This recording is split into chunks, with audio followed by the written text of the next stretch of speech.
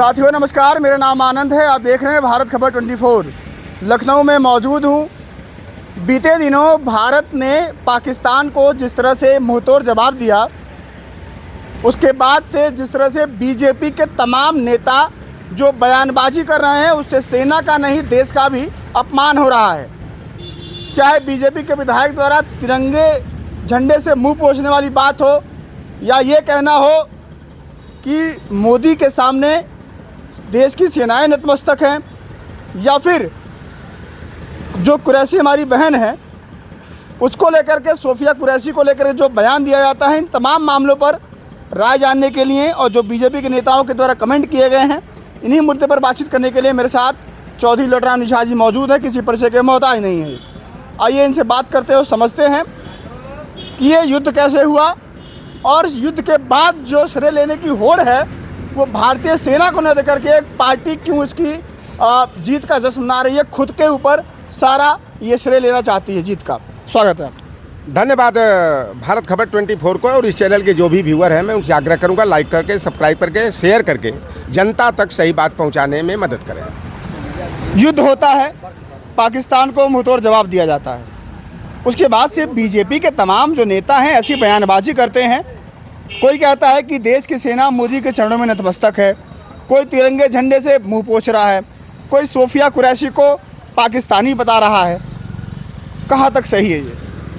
देखिए, पहली बात ये कि भारतीय जनता पार्टी जो जश्न मना रही है, जिस तिरंगा झंडा को राष्ट्रीय स्वयंसेवक संघ के मुख्यालय पर 1947 से लेकर 1999 तक फहरने नहीं दिया, पैरों से रौदने का काम किया, आज वो भारतीय जनता पार्टी जो है, जब डोनाल्ड ट्रंप के सामने घुटना टेक दी, भारत का सिर झुकाने का काम किया, 56 इंच के सीने का जो दावा कर रहे थे, उन्होंने अपना बात जो है डोनाल्ड ट्रंप को बना लिया। तो यह देश का अपमान है। और जो ये इस तरह का बयान दे रहे हैं कि भारतीय सैनिक और सेना जो है कि नरेंद्र मोदी के पैरों में नतमस्तक है, तो यह भारतीय सेना का अपमान है। और ये अगर ये जश्न मना रहे हैं, तब मैं जानता कि यह भारतीय जनता पार्टी की जीत है। जब आरएसएस वाले जाकर के जो 1925 से लेकर के अब तक वो नेकरधारी जो हैं, लाठियाँ और तलवार भाजने का काम करते हैं, तो उनको जाकर के बॉर्डर पर लड़ना चाहिए था। एक ये चौथी सेना जो आ गई थी, करणी भरणी सेना आ गई थी, इनको भेजा जाना चाहिए था। अखिल भारतीय विद्यार्थी परिषद के हुड़दंगियों को और बजरंग दलियों को, तब माना जाता कि यह भारतीय जनता पार्टी की जीत है।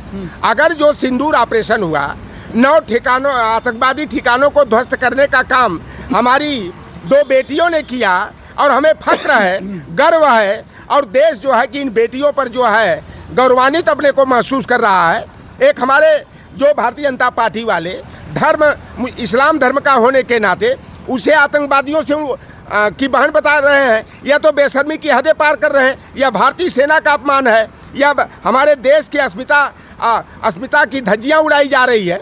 और ये मध्य प्रदेश में मोहन सिंह यादव की सरकार में जो मंत्री है, कहने को वरिष्ठ भारतीय जनता पार्टी का नेता है, कभी वो विद्या बालन पर इसी तरह से वो ओछी टिप्पणी किया था। एक बार उसने जो है कि पूर्व मुख्यमंत्री शिवराज सिंह चौहान की पत्नी के ऊपर भी ऐसी ही गंदी टिप्पणियाँ किया था। और राहुल गांधी के ऊपर भी टिप्पणी करते हुए उसने कहा था कि 55-56 बरस की उम्र में जिनकी शादी नहीं होती है, ऐसे लड़कों में कुछ कमी होती है। तो उसको वह कमी शायद वो संघ प्रशिक्षित है और संघ वालों को अच्छी तरह से मालूम है कि आखिर उसका राज क्या होता है। तो ये विजय शाह ने जो बयान दिया है, यह पूरी तरह से अक्षम्य है और माफ़ी मांगने से काम नहीं चलेगा। उसके ऊपर जो है बीएनएस की सख्त से सख्त धाराओं में FIR दर्ज हो, राष्ट्रद्रोह का मुकदमा कायम हो, और सदैव के लिए उसके वोट डालने और चुनाव लड़ने से प्रतिबंध लगा दिया जाना चाहिए। और अभी तो तार किसका जो है कि ISI वालों से जुड़ा है, लश्कर ए तैयबा से जुड़ा है। अभी देखो, एक भारतीय जनता पार्टी का विधायक ज्योति करके है, उसका जो है कि पाकिस्तानी आतंकवादी संगठन से जुड़ा हुआ है। एक जो है कि वो बाबा गेरुआ वस्त्रधारी है, वो बाल मुकुंद जो है, बाल मुकुंद जो है विधायक है भारतीय जनता पार्टी का, उसका भी ISI जो पाकिस्तानी खुफिया एजेंसी है, उससे तार जुड़ा हुआ मिला है। आप देख लो कि पूना का जो RDSO का डायरेक्टर है वह मुसलमान कोई नहीं है, वह बड़का वाला हिंदू है, जिसका जो है पाकिस्तान के आतंकवादियों से जिसकी सांठगांठ रही है। प्रज्ञा सिंह ठाकुर जो एक आतंकवादी से कम नहीं, बहुत बड़ी आतंकवादी है, उसने जो है कि मालेगांव में बस विस्फोट करा करके तमाम लोगों को मौत के घाट उतरवाने का काम किया था और भारतीय जनता पार्टी ने उसे भोपाल से सांसद बना दिया था। तो इस तरह का जो भारतीय जनता पार्टी जो नाटकबाजी कर रही है, यह जनता सब कुछ जान रही है। मैं तो सवाल करता हूँ, आप बताओ न, 2012 में यही नरेंद्र मोदी कहते थे कि अगर मैं प्रधानमंत्री रहता तो ये कर देता, वो कर देता, आतंकवादी जो है कि हमारे भारतीय सीमा में घुस नहीं पाते। और मनमोहन सिंह जी से सवाल ये करते थे कि सेना तुम्हारी, NIA तुम्हारी, राह भी तुम्हारी, जांच एजेंसी तुम्हारी, सरकार भी तुम्हारी, तो ये नक्सलवादी आतंकवादी आते कहाँ से हैं? नक्सलवादी आतंकवादियों के पास जो है विदेशों से हथियार और फंड आता कहाँ से है? RBI भी तुम्हारी है, बैंक तुम्हारे हैं, तो ये फंड कहाँ से आता है? तो अब तो भाई मोदी जी ने 8 नवंबर 2016 को नोटबंदी कर दिया, यह दावा करके कि काला धन को वापस लाना है और हर भारतीय के खाते में 15-15 लाख भेजना है और आतंकवाद को ख़त्म होना है। तो भैया नोटबंदी तो तुमने करा दिया, फिर 2000 वाली नोट आपने चिप लगी हुई नोट जो है कि छापने का दावा किया था, लेकिन अपने ही द्वारा छपवाई गई नोट को तूने बंद कराने का काम किया। तो आज तो भैया देश के प्रधानमंत्री 56 इंच के सीना की बात करते हैं। कराची तक जो है कि घुस करके दावा करते थे हमारी सेना घुस कर कराची तक मारेगी, और वो गोदी मीडिया वाले जो वो श्वेता सिंह है, कौन है, एक चित्रा मित्रा त्रिपाठी है, अर्णव गोस्वामी है, और रूबिका लियाकत है, अंजना ओम कश्यप, एक कोई कह रही है कराची तक जो है कि हमारा कब्जा हो गया, कोई कह रही इस्लामाबाद तक कब्जा हो गया।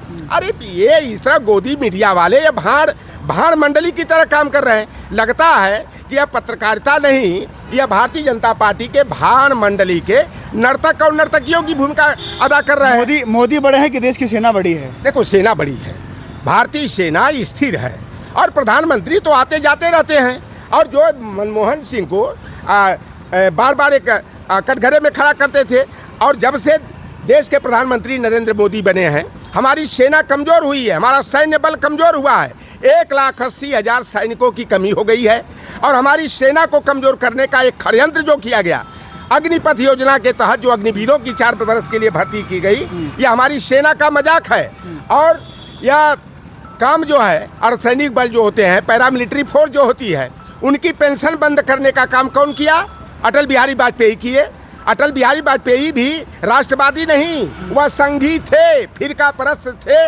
आउटसोर्सिंग लाने का काम उन्होंने किया, OPS को बंद करने का काम उन्होंने किया, और सैनिक बलों को जो है शहीद का दर्जा देने से मना करने का काम उन्होंने कहा। तो ये तो देश के साथ, हमारे सेना के साथ गद्दारी है।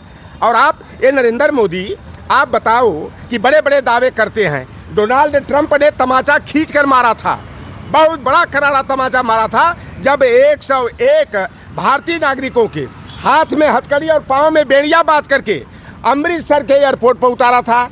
दूसरे दिन फिर 32-33 जो है भारतीय नागरिकों को हाथ में हथकड़ी और पाँव में बेड़ियाँ, जैसे बहुत बड़े अपराधी हो, उनको उतारा। तो तुम्हारी मित्रता कहाँ चली गई थी भाई?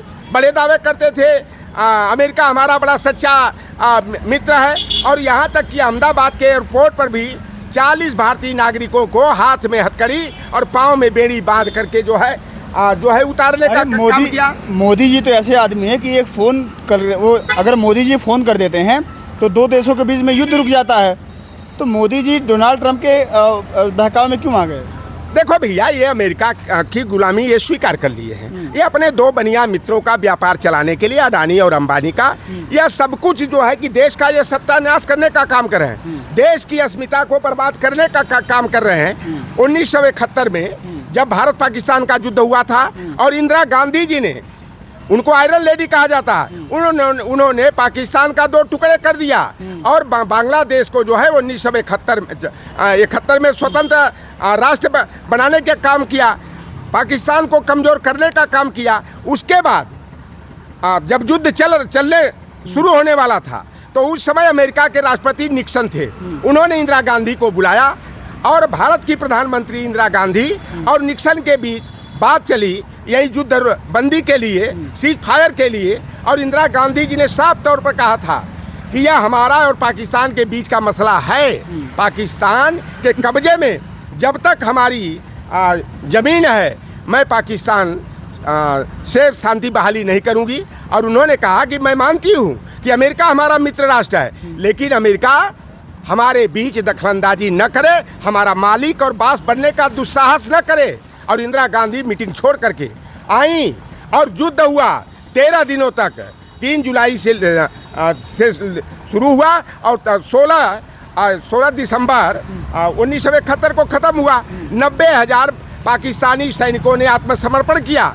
इसके बाद बेनजीर भुट्टो के जो पिता जुल्फिकार अली भुट्टो थे, उनके बीच और इंदिरा गांधी के बीच जो है शिमला समझौता हुआ। समझौते में यह बात तय हुई लिखित में कि भारत और पाकिस्तान के बीच अगर कोई मसला आता है तो यह दोनों देश आपस में मिल बैठ करके जो है समझौता करेंगे, कोई तीसरा व्यक्ति या तीसरा राष्ट्र जो है दखलंदाजी नहीं करेगा। और अटल बिहारी वाजपेयी भी वही इंदिरा गांधी ने जो शिमला समझौता किया था उसी का अनुपालन करते हुए 1999 में जब कारगिल का युद्ध हुआ, उन्होंने भी कहा कि यह भारत पाकिस्तान का मामला है, तीसरा देश दखलंदाजी न करे, अगर करने का प्रयास करेगा मैं उसकी बात को कतई नहीं मानूंगा। और कारगिल का युद्ध हुआ। लेकिन यह नरेंद्र मोदी जी बताओ कि सीज फायर की घोषणा कौन कर रहा है? करना चाहिए था भारतीय रक्षा मंत्री को करना चाहिए, भारत के प्रधानमंत्री या गृह मंत्री को करना चाहिए, या विदेश सचिव को विदेश मंत्री को करना चाहिए।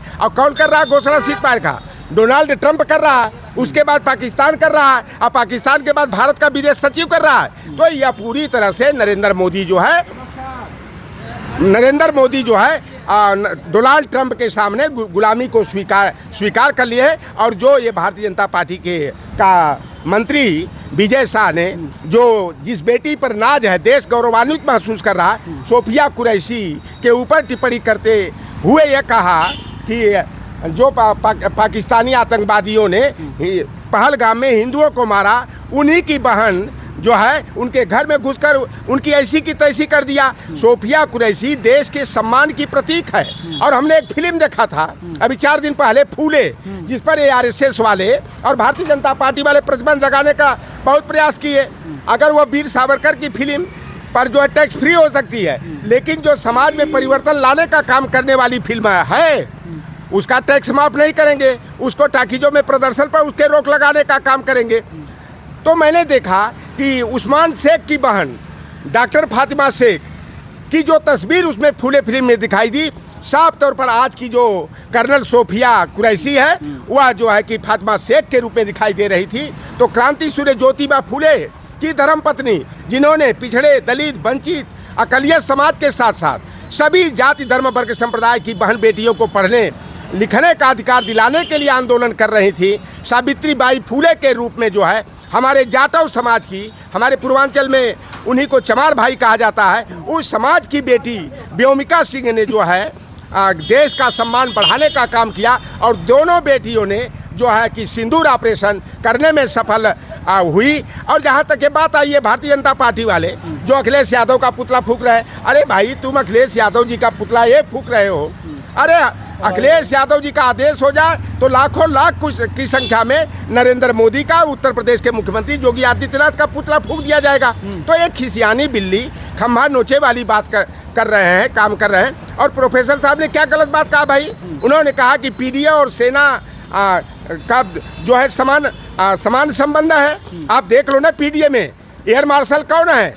एके भारती यादव बिरादरी के हैं, जो वायुसेना में एयर मार्शल का पद होता, 3 स्टारर होते हैं। और अब पी हो गए वो एके भारती, तो डी हमारी हो गई बेटी व्योमिका सिंह, और ये हो गई हमारी कर्नल सोफिया कुरैशी। तो ये जो है कह रहे हैं कि जाति का नाम ले लिया। अरे तुम बताओ कि जो बेटी ने देश का सम्मान बढ़ाने का काम किया उस पर नाज होना चाहिए भारतीयों को, और तुम उसको आतंकवादियों की बहन बता रहे हो। तो ये भारतीय जनता पार्टी वालों से बढ़ करके कोई आतंकवादी नहीं। अखिलेश जी का पुतला फूंक रहे हैं वो लोग, कह रहा है कि अखिलेश जी का जो उनके पार्टी के लोग हैं वो अपमान कर रहे हैं, सेना का, जाति का टिप्पणी कर रहे हैं। तो अखिलेश जी का पुतला फूकने से क्या होगा? वो तो भैया देखो पाकिस्तान के जितने एजेंट निकल रहे हैं जो हमारे भारत का खुफिया बातों को जो है पाकिस्तानियों तक पहुंचाने का काम करते हैं। अभी तक जितने पकड़े गए हैं सब बड़का वाले हिंदू हैं, कोई छोटका हिंदू नहीं है, कोई हमारे पीडीए परिवार का नहीं है। सब के सब, कोई मिश्रा है, कोई शर्मा है, कोई सिंह है, कोई अग्निहोत्री है, ऐसे ही लोग हैं। तो ये तो खुद जो है कि देश को कमज़ोर करने का काम कर रहे हैं और इनको देश से मतलब नहीं है। केवल हिंदू मुसलमान करके, भारत पाकिस्तान करके ये राजनीतिक रोटी सेकने का काम करते हैं। आप बताओ कि पुलवामा की घटना हुई तो 300 RDX कहाँ से आया? 56 इंच का सीना का दावा करने वाले, तुम्हारी राह कहाँ चली गई? तुम्हारी जांच एजेंसी कहाँ गई? तुम्हारी NIA कहाँ गई? अभी तक ये पता नहीं लगा पाए कि 300 किलोग्राम RDX कहाँ से आया। पहलगाम की जो घटना हुई 22 अप्रैल को और 15 अप्रैल को जो भाजपा का झारखंड का सांसद निशिकांत दुबे है वह जाता है उसी पहलगाम में, तो उसकी जो है कि चाक चौबंद सेना और पुलिस की व्यवस्था की जाती है। वहाँ की पुलिस अमित शाह के अधिकार क्षेत्र में आती है, गृह मंत्रालय के अंतर्गत आती है, तो वहाँ तो चाक चौबंद सुरक्षा की व्यवस्था किया। और पहलगाम में जब 22 अप्रैल को 2000 से अधिक संख्या में पर्यटक गए तो 2 दिन पहले सेना को कहाँ हटा दिया? जो चेक पोस्ट थे उनको निष्क्रिय क्यों किया? वहाँ 3 लेयर सिक्योरिटी जोन है, तो वहाँ से आर्मी को क्यों हटाया गया? पुलिस के क्यों हटाया गया? और नरेंद्र मोदी को जो प्रेस वार्ता करनी थी जाके पहलगाम में करनी चाहिए थी, मनोज सिन्हा के साथ, ELG के साथ बैठ करके, या तो दिल्ली में प्रेस कॉन्फ्रेंस करनी चाहिए। लेकिन यह सारा कार्यक्रम इधर का छोड़ करके अमित शाह जो है श्रद्धांजलि देने जा रहे हैं तो लाल कारपेट बिछवा के जा रहे हैं। और देश के प्रधानमंत्री जा करके पलटू राम के साथ बिहार में चुनाव है, अक्टूबर नवंबर में और बंगाल में है, तो राजनीतिक लाभ के लिए जा करके दावा कर रहे हो। सिंध नदी का पानी को रोक दिया, जैसे मंत्र फूंक दिए और सिंधु नदी का पानी रुक गया। अरे बेईमानो, उस सिंधु नदी का पानी रोकने में भाखड़ा नांगल जैसे कई बात बनाना पड़ेगा और 20-25 बरस का समय लगेगा। लेकिन यह देश की जनता को गोदी मीडिया के माध्यम से, भाड़ मीडिया मंडली के माध्यम से जो है यह गुमराह करने का काम करते हैं। लेकिन सारे ये उपक्रम कर चुके, लेकिन इस बार जो है ना ये नंगा हो गए हैं। अब ये जनता जो है ये भारतीय जनता पार्टी के चाल चरित्र को पूरी तरह से समझ चुकी है। आखिरी सवाल होगा, अखिलेश जी का पुतला फूक रहे समाजवादी का मनोबल कमजोर नहीं होगा? अरे यार, पुतला फूकने से क्या होता है मुझसे? अरे अखिलेश यादव जी क्या लौटर राम निषाद अगर ऐलान कर देगा, ये एक फूक रहे हैं? 1000 पुतला तो लौटर राम निषाद के कहने पर हमारे समाजवादी पार्टी के कार्यकर्ता फूक देंगे, जोगी का और मोदी का। ये तो केवल FIR का एक डर दिखाते हैं ना, ये केवल भय पैदा करके और पुलिस को आगे करके ये हमारे लोगों को डराने का काम कर रहे हैं। तो यह खिसियानी बिल्ली खम्मा नोचे वाला जो चाल और चरित्र प्रदर्शित कर रहे हैं पुतला फूक करके, तो करने दीजिए। और ये देश की जनता सब कुछ जान गई है और हम लोगों को भरोसा गोदी मीडिया पर नहीं है। ये यूट्यूबर साथी है, डिजिटल प्लेटफॉर्म चलाने वाले हैं जो सही घटनाक्रम को जो है जनता तक पहुंचा करके उनके आंख पर जो पट्टियां अभी तक बधी थी उस पट्टी को जो है उतारने में सफल हुए हैं।